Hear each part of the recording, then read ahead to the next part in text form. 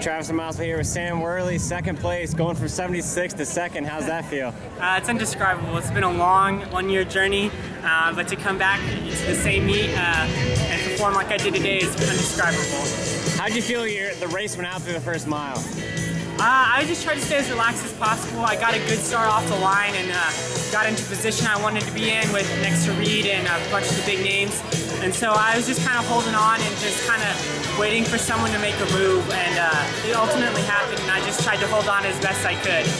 And what were your thoughts? Because the first mile was all together, then all of a sudden people start going. Who was the first guy that took it up? I think Sad Kirsch was probably about the first guy. He kind of made a move at the mile, and everyone went with him. And then we got to the 2 mile, and I look up and Casey Klinger is starting to take off, and I just was trying to hold on for dear life at that point. In that 3rd mile, I was really starting to kind of get some self-doubt. Just the mud was kind of getting to me, but I just told myself stay strong, just get to 400 meters to go, and just hold on to that point and just try and kick, and I was able to hold on and start the kick, and I was able to close to second, so it's a pretty indescribable day. It's so hard to move up in those conditions. When did you make your final move? Final move, it was kind of back in the green. I think it was 400 meters to go.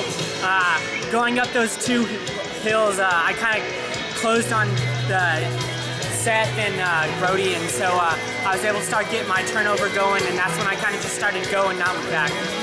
And at what point did it really sink in that you just finished second and neck across nationals? It didn't happen until I crossed the finish line. I always run kind of scared, and I'm always scared that someone's just going to edge me out right at the end, so I was holding on for dear life into that end, and to just cross the finish line at NXN second, it's pretty indescribable.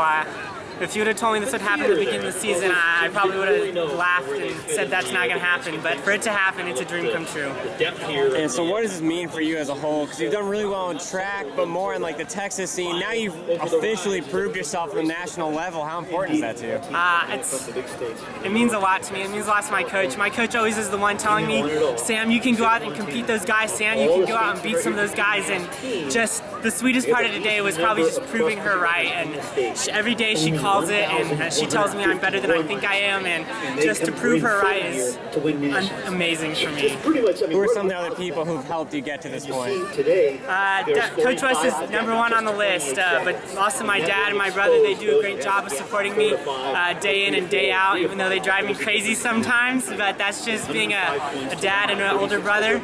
Alex Rogers, definitely, you know, he's a big goofball, but he's always supporting me, and also all my teammates. This year they really came together, and they really kind of showed me how to have fun with running and competing, and they helped me stay relaxed, and a bunch of them texted me last night wishing me good luck and sending me these funny little goofball messages, keeping me relaxed, and so I owe a lot of this to them just because they kept me relaxed throughout this whole season and kind of made me a less psychotic runner, I guess. But so all those Canyon XC guys watching back at home, y'all are the best. I miss y'all.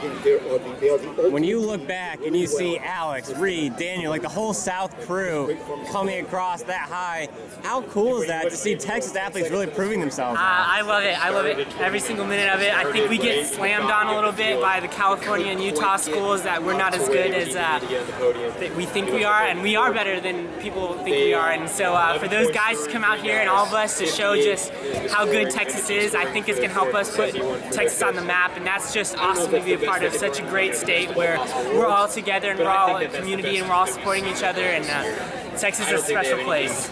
And so now the only person who's beat you this season is a 2-time national champion. Does this give you some confidence looking ahead to San Diego next week? Yes, sir, but that's a different race, so I just got to get back to the drawing board, get back to square one, and just go and keep working, and just, you know, it's a whole different race. You got to go into it with the same mentality to attack and just do your best. Nothing's ever a given in this sport.